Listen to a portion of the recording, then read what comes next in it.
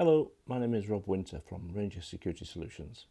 I'm going to talk about the basic principles of security from a rural perspective.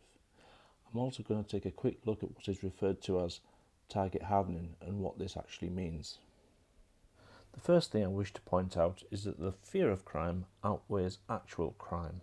But yes, rural crime does very much exist, and as such we have to manage our risks proportionately and efficiently. Which means not spending £1,000 to protect something that's worth only £10. We need to make informed decisions so that our investment is spent wisely and is focused in the right areas and is not wasted nor unnecessary. But before we can design our security, we need to identify exactly what we need protecting, what do we need protecting from, and what is the current standard of our security measures. This allows us to make logical and informed decisions. We need to prioritise our assets in terms of impact upon the organisation if they are damaged or stolen. We need to identify the current threats that we are facing, and we need to expose our vulnerabilities to our existing security so that we can design a physical security system that is appropriate, cost efficient and fit for purpose. It is a common misconception that target hardening is a standalone and definitive solution to crime prevention.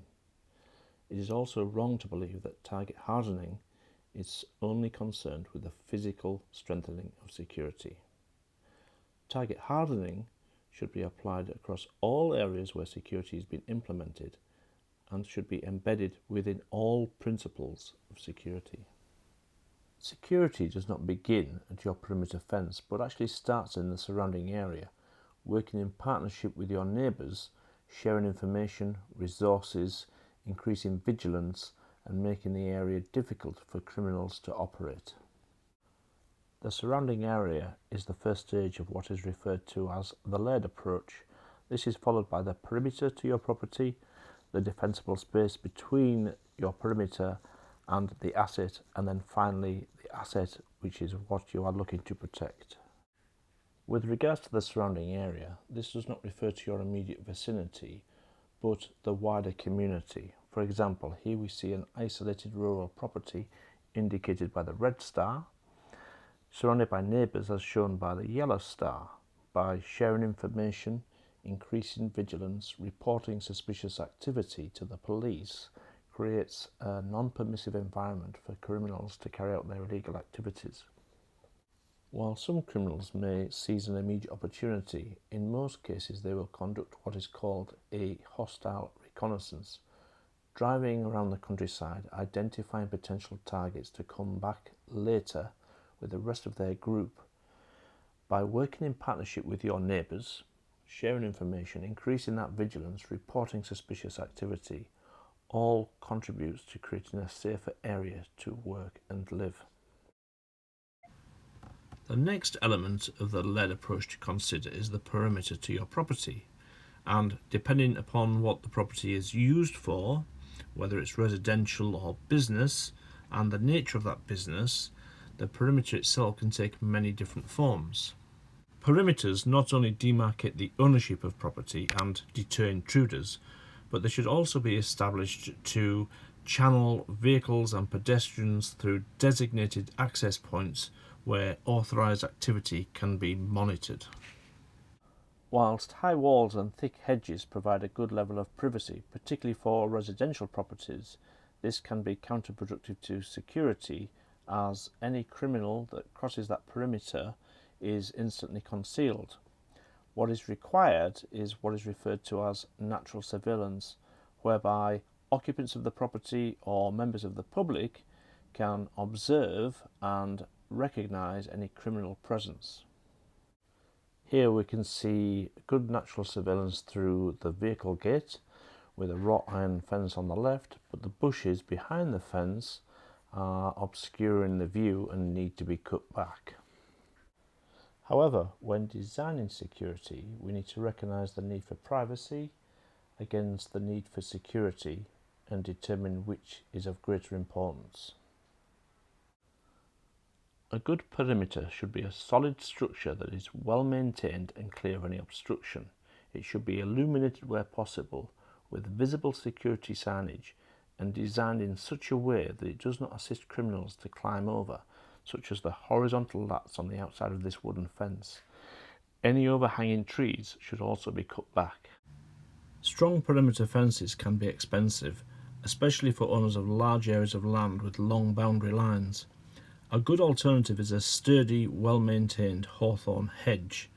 It needs to be too thick to crawl through and too wide to crawl over, but low enough to still maintain natural surveillance. This hedge can be supported by livestock fences and chicken wire. Adding drainage ditches in front of your perimeter is another good option to prevent unauthorised vehicle access onto your property. Gates should always be closed. If using gates is not an option, then access needs to be restricted through improvisation, such as using heavy logs, large blocks of concrete, stones, or purpose-built equipment. If there is damage to your perimeter, then this needs to be repaired at the earliest opportunity.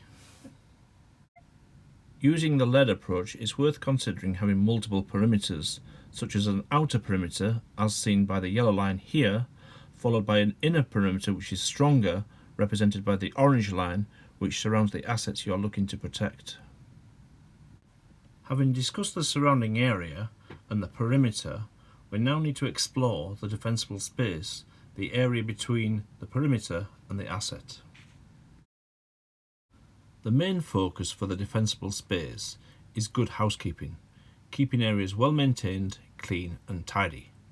This gives numerous benefits. The first is the obvious one of assets being stored safely and securely, reducing the risk of theft and damage. Secondly, it also reduces the means to commit crime, such as ladders and tools that may be used to break in, also stored safely and securely, reducing the risk of crime further. Clean, tidy and well-maintained areas also generates a sense of ownership. A criminal will have a number of considerations before committing to crime. Some of these include effort, risk and reward. If the effort and the risk exceed the reward, the criminal will be diverted away to an easier, softer target. When a property looks cared for and owned, the criminal's perception of risk is increased, as the likelihood of being challenged is greater. The final component of the layered approach is the asset itself, the very thing which you do not wish to be damaged or stolen. Your assets should be out of reach of the criminal if the surrounding area is vigilant and working together to make it a difficult environment for the criminals to carry out their activities, if you have a strong perimeter system and your assets are stored securely. The level of investment and the effectiveness of the security can only be determined by the asset owner, but it should be proportional to the value and the impact of the asset being damaged or stolen. I will now discuss the principles of physical security and what physical measures you can introduce to protect your property and assets. The basic principles of physical security consist of deter, detect, delay and respond. The first two principles of deter and detect initially begin in the surrounding area, as already discussed. Although the principles of deter and detect initially begin in the surrounding area, they become much more significant at the perimeter to your property. What may deter one person may not necessarily deter another. Nowhere is 100% impenetrable, but the presence of a strong physical perimeter that is difficult to defeat, along with signage, lighting, visible presence of CCTV, and the potential use of security personnel, clearly demonstrate the sense of ownership, and the likelihood of a criminal being challenged is much greater, increasing the criminal's perception of risk, deflecting the offender away from your property to a softer target. The next principle, detect, is critical. And an alert should preferably be initiated should anyone approach your perimeter, but an alert should definitely be triggered should anybody enter your property. The purpose of Detect is to be instantly notified of potential unauthorised access or criminal activity so that we can initiate a rapid response. Detection itself can take many different forms, from a human observing with their own eyes, or more commonly with CCTV, or more technical means with different sensors such as motion, thermal, vibration sensors, infrared beams, noise and ground pressure sensors. Following Detect comes Delay, and delay is the bridge between detect and response. The purpose of delay is to buy time for an appropriate response to arrive on scene once a detection has been triggered, and delay is achieved through the use of good, strong physical security measures. Any assets or items of value should be stored inside secure buildings or their own secure compounds to protect them from damage or theft. Items should not be left discarded in open areas where they can be targeted by criminals. The standard and quality of equipment and materials that you use should begin at your perimeter and continue throughout the property to maximize the delay effect. You should consider, for locks and bolts, mount and protect them on steel plates. Use strong padlocks that are CEN 6+ rated.